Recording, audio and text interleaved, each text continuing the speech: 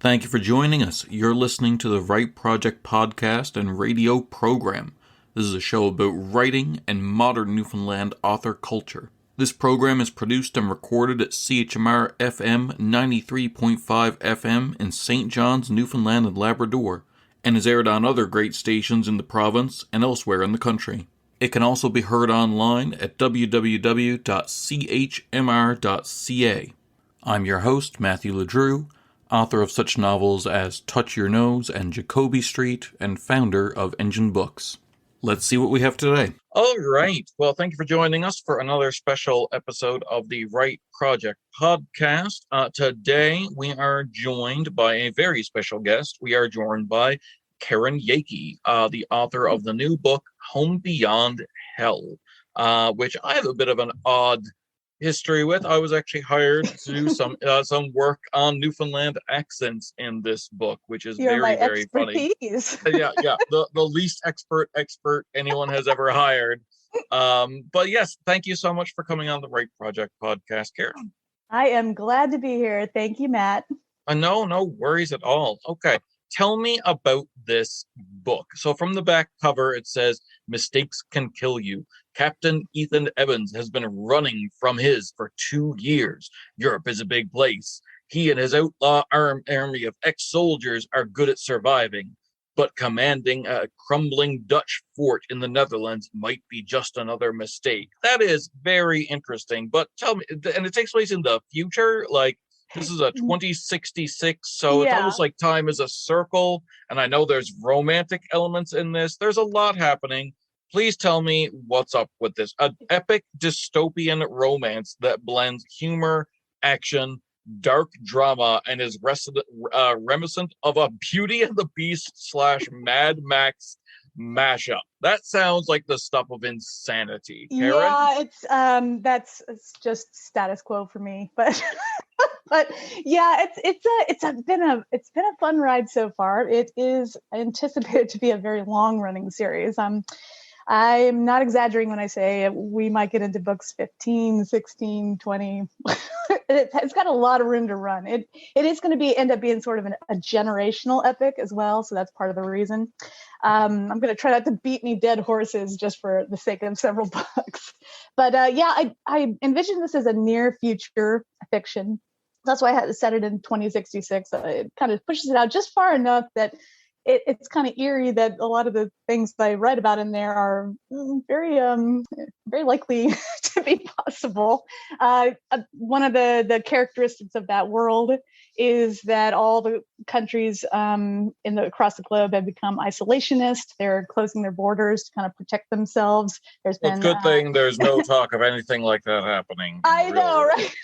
Exactly. It's such a fantasy. Oh no. They're trying to protect themselves from economic deterioration because there's all sorts of domino effect triggers that happen. But that kind of creates this world of, it's a little bit in chaos. So you do have these bands of marauders that have kind of cropped up, and they take advantage of that chaos, and they prey on people and go in, steal stuff, hurt people, what have you. You always have some of those. So that's sort of the Mad Max element. And there are some that have managed to cross borders between countries, although it's very, very difficult. But one of them is this renegade army that's commanded by a U.S. ex-army captain named Ethan Evans. And it's obvious he's running from something. He's been running from something for quite a while now. One of the big points about him is that he is kind of burned to a crisp.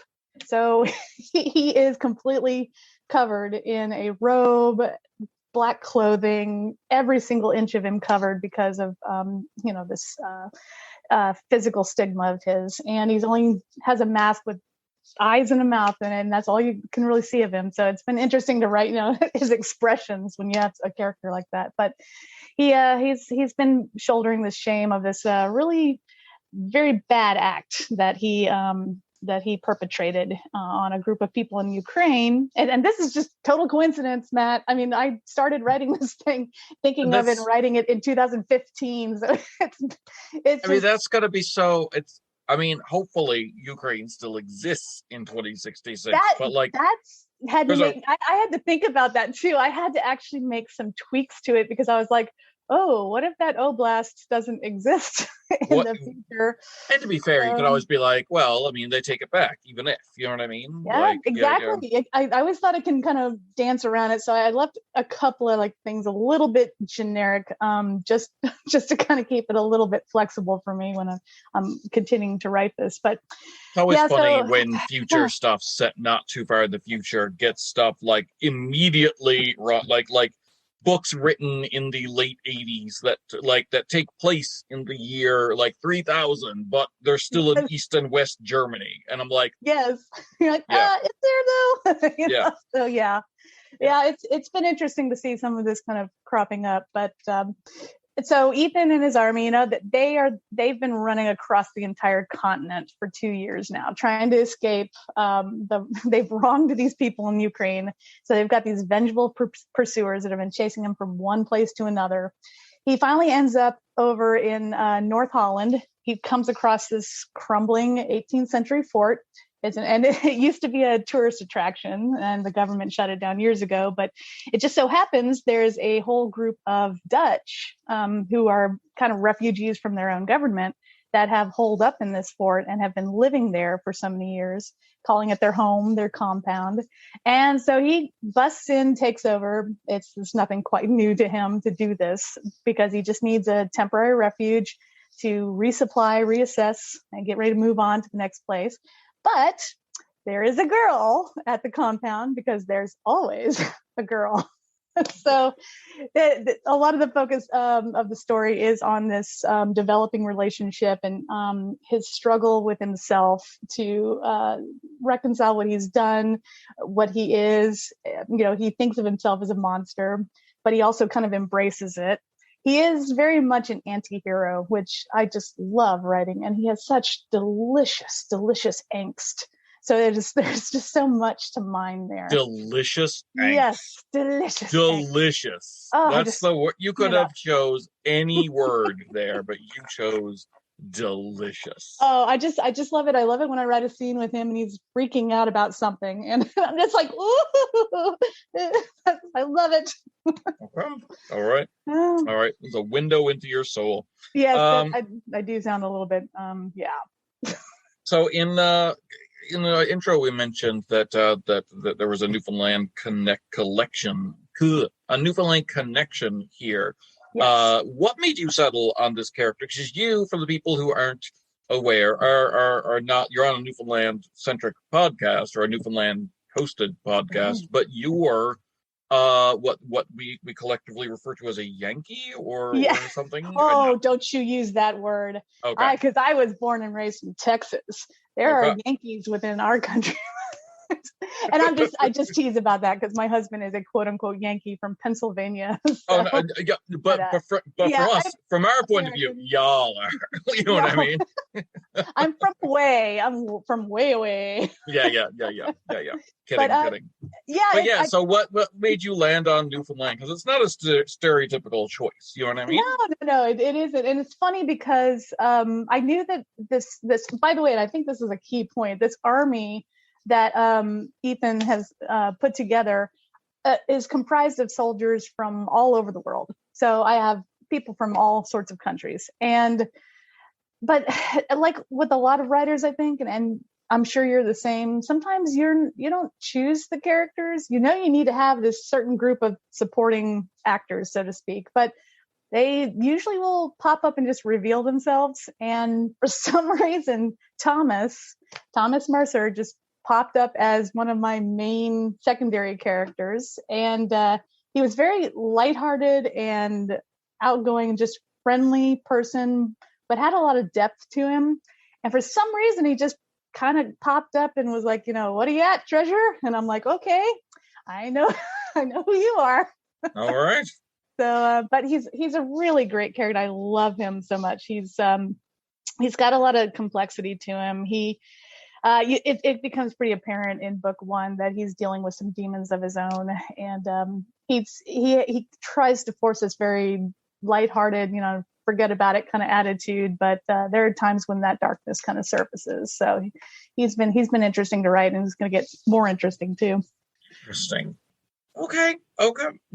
So did you know, like, your brain had to get that from somewhere, is my question. You must have known a Newfoundlander or seen the Newfoundland accent or watched something or something like this. It had to come from somewhere. Yeah. For Thomas to say, "Hey there, darling, what are you at?" Like you would have had to have heard that before, unless your brain was like, "I know, I'll make up an accent." And I do. I love Canada as a whole, actually, and my husband and I actually got married. Canada's not actually a whole. Well, there's lots of mountains there. Nothing just falls into it. Yeah. We're not. It's popular misconception. People say they like Canada as a whole, but we're not a whole. There's mountains. There's lots of mass. It's fine. It's not just emptiness. Yeah. Tripping over into it, but horrible pun. Horrible. I've always been a big Kids in the Hall fan and all of that kind of stuff. I know a lot of that's mainland kind of stuff too, but of course I've seen the skits that poke fun, which I would get very defensive about that now. Yeah. But no, I've always loved Canada. My husband and I actually ended up getting married in Canada because he had been up on assignment in Canada for 18 months for his job, and he introduced me to it, and I fell in love. So it just seems so natural to have a Canadian, and for some reason my Newfoundland guy just popped up. That's nice. He was just perfect for this. I like it. I like it a lot. All right. That is lovely. I gotta say, it's really, as someone who is a Newfoundlander who writes chiefly fiction about America and probably gets stuff really wrong, because I don't know, I write crime fiction and there's not a lot of crimes here. Like if I tried to write a crime fiction, if I tried to write a murder mystery series set in Newfoundland, I would not be able to get 20 books out of that. I wouldn't be able to get 3 books out of that. Like it would have to be 3 books. I've checked out yours, by the way, and that's why I was thinking. I was like, but they're so nice up there.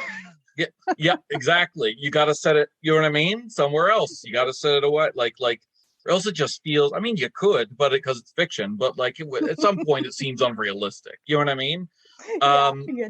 Yeah. But it's really interesting to be portrayed in media because we're not usually. You know what I mean? Yeah, I felt that there was a lack of representation as well. And not only did he just pop up, and once he did, I mean, he's it. That was the same for my other characters too, because I have a character, Mabayoje, and he's from Nigeria, and he's specifically Yoruba. He just kind of popped up. He just appeared. So once they take their place, they're cast. And then I realized it is with good writers. I've met a few good writers. Okay. I've never been one, but come on. I know better than that. Matthew. Yeah.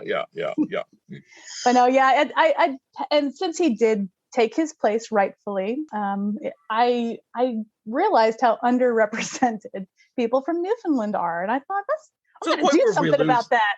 To the point where we lose our minds, whenever it comes up in fiction from America. There's a episode of X-Men the Animated Series where Wolverine shows up and the crawl says St. John's, Newfoundland for 2 seconds, and that was on my wall for forever. That one screen, and it says St. John's, Newfoundland, our city, our capital city, goodness. And it shows a bunch of fishermen on it, in a barren wasteland hauling in nets. I'm like, that's not what St. John's look like. Yeah, you bloody fool. Give a flash of the Kitty Vitty Brewery and stuff like that. Yeah, come on. Oh my Lord. It's funny. X-Men's actually famous for that. There's that scene in the first X-Men movie where Rogue gets dropped off. She's hitchhiked to Canada. It's she stops this place where there's one town and there's a shack and there's bare knuckle fighting going on. There's no buildings. I thought you were going to take me to Laughlin City. This is Laughlin City. I'm I'm sorry. Oh my gosh, I remember that. I do remember that. Maybe that's been buried in my subconscious. Absolutely. 100%. Wonderful. So this is wonderful. Where can people get this book? Because you are independently published, if I'm not mistaken. Yes. Yep. I publish under an LLC because I really am serious about it. It's called Riverhunt Press. I am Nice. serious about trying to one day actually make that like a full-blown, probably a boutique publishing did. company. Yeah, Like like we Engine. did. Yep. So you got to start somewhere, and I thought, well, this is a pretty good way to start. So I did. That's But, awesome. When you're ready to take on others, I've got a big list of people that I have. Like, I don't have enough room on the schedule for all the books they want to put out. So excellent. let me know. We'll dude, we will talk. We're gonna be continuing to talk anyway, because I have several books I will still need your help with. Absolutely. But yeah, you can find it anywhere and everywhere. It's on Amazon. It's in ebook form. It's in paperback. It's in hardback. In any local bookstore anywhere across the world can order it. And I've seen the most sales happening, obviously, through Amazon, because they rule the world. but unfortunately, yeah. Listen, you and I helped send Jeff Bezos to space. Yeah, exactly. I'm so glad he had such a nice time. Yeah, absolutely, on our dime, but whatever. Yep. All right, that's lovely. I'm glad you can get it everywhere. I'm going to encourage people to get it. I've read of it. I've got it myself. It's actually on order, so that's super happy. Oh, cool. Love it. Thank you. Oh yeah, I got to have it on the shelf. What are you talking about? I got to be like, I will make a trip one of these days up to see you guys, and I will definitely sign that if you want. I mean, let's do a signing. Let's do a signing at the market. Let's do it. Let's awesome. Yeah. Bring some books. That'd be fun. Yeah. Let's definitely make a work trip of. Then it's tax deductible. That's true. Oh, I'm still getting used to that. That's cool. Yeah. Then now we can have real fun. Now we can have a party. Yeah. All right, sounds lovely. All right, I'm going to encourage everyone to check that out. Thank you for coming on, Karen. That was wonderful. And everyone, check out Home Beyond Hell and look for its sequels coming super duper soon. And we'll have Karen on again when they do. Maybe not the duper part, but I'll try super soon. Super duper is a really loose measurement of time. Like that could mean a lot of things. It still feels so soon to me, and I'm a slow writer. But no, I am hammering out book 2 as we speak. So hopefully, and I'm kicking off the audiobook project for book 1 as we speak. So So be kind to my narrator too. I have kind of told him Thomas has more of a Bayman kind of accent. And he speaks quickly. Like Matt, you had advised, it kind of speaks a little rapidly. So I kind of put that little if you need to, listen, there's hours of write project of my voice, and there's tons of other stuff to just send them my way if you're and I can mimic it a bit for him. Thank you. I will. Yeah. Thank you. No worries. Karen Yakey, what are 3 books that you would take with you on a desert island? So if you were going to be trapped on a desert island, for the rest of time, what 3 books do you need with you? Well, you can only take one of the Harry Potters.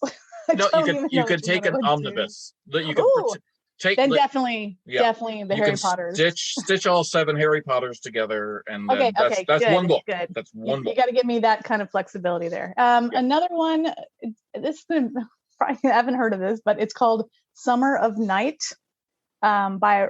Oh my gosh! I just forgot his name. I think it's Robert Simmons.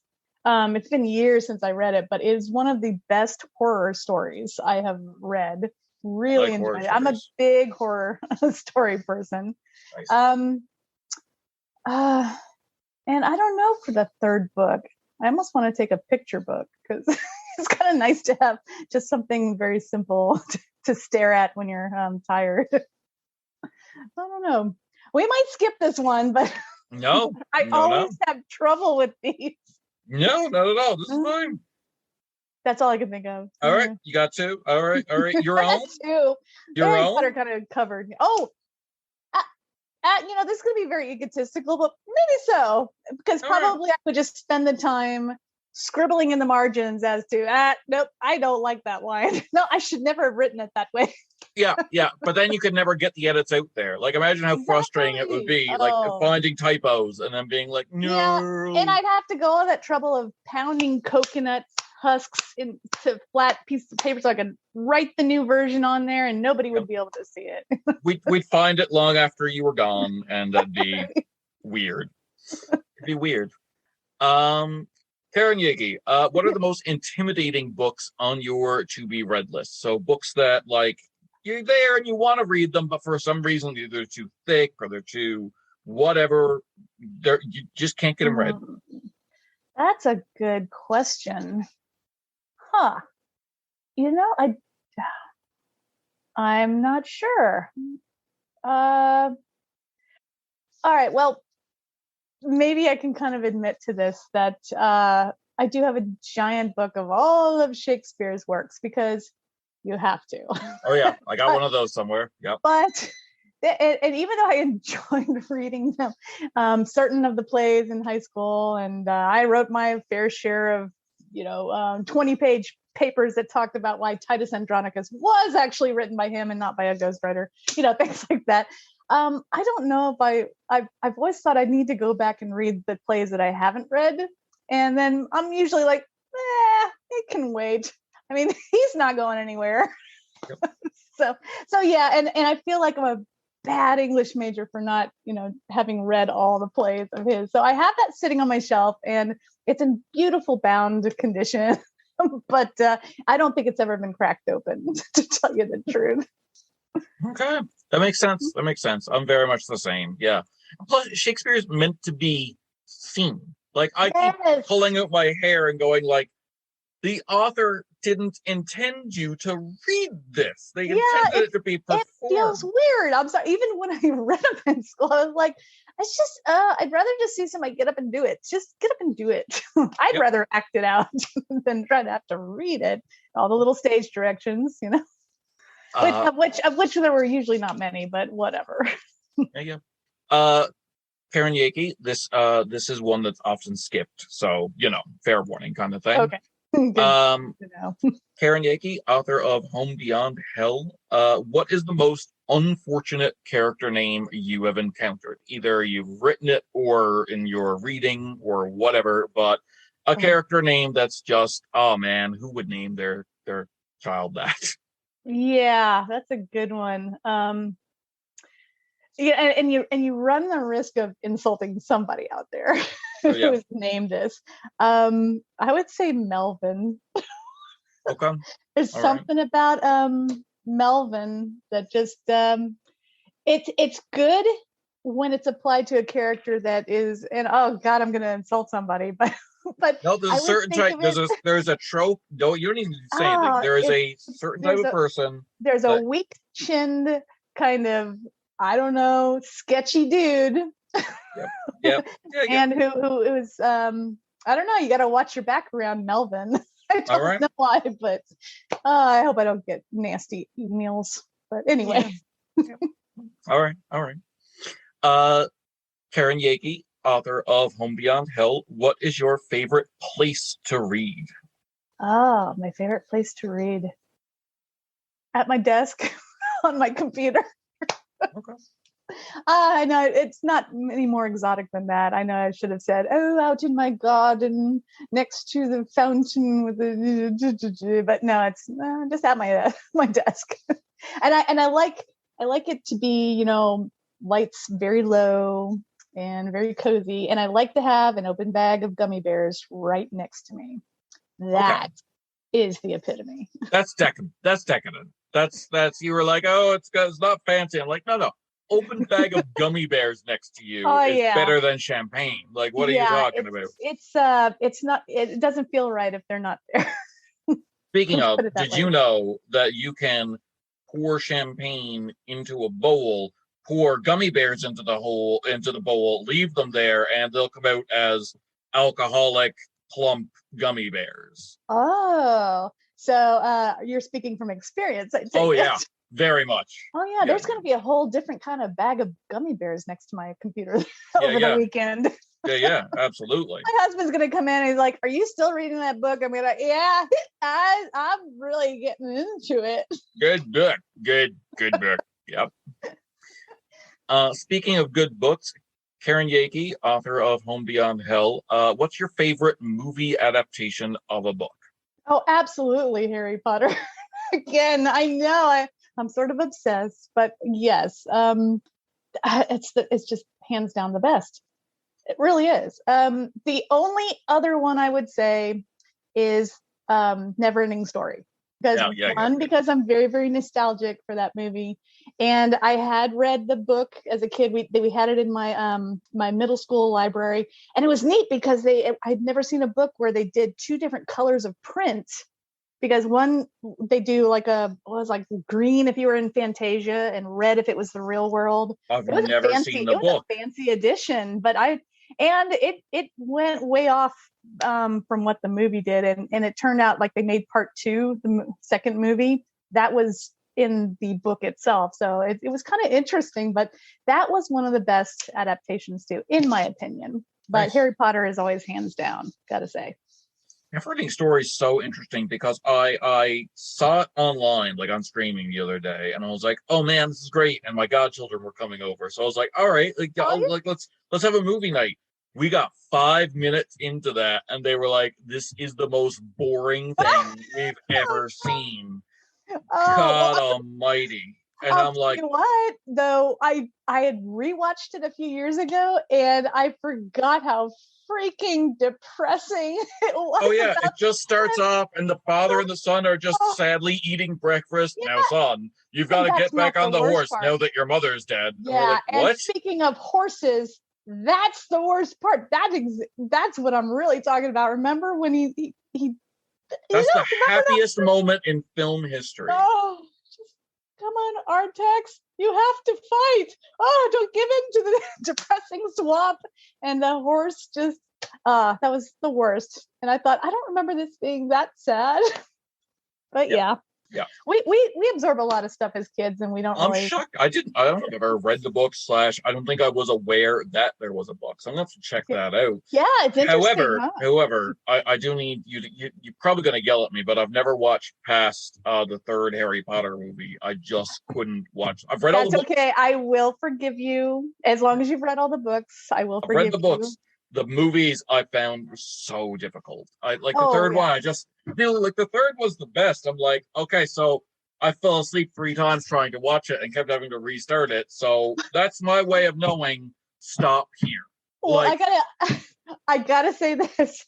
My husband, who is nothing in the way of like big fantasy watcher, and he's definitely not a reader, so you can tell he hasn't really been able to critique my book for me, but. It has pages. I got it. He loved the Harry Potter movies when they first started, and they were all carefree, and they were part 1, part 2, and then it started getting darker, and you know what I'm talking about. And he got to a point where he was like, I don't want to watch this anymore, because they got to the cave where Dumbledore had to like drink the, I forget, he was trying to get to the Horcrux, and it was more and more painful for him, and he was like, oh. And John, my husband, was like, I can't watch this anymore. It's too sad. Really, Dumbledore is Artax. Like, he's the horse he's the sad horse of the Harry Potter franchise. Or Dumbledore. Yeah. All right, well, thanks for coming on again. For all of you, we'll be here again next week at 4:30 Newfoundland time or online at chmr.ca. Please tune in and we'll talk more about writing culture in Newfoundland.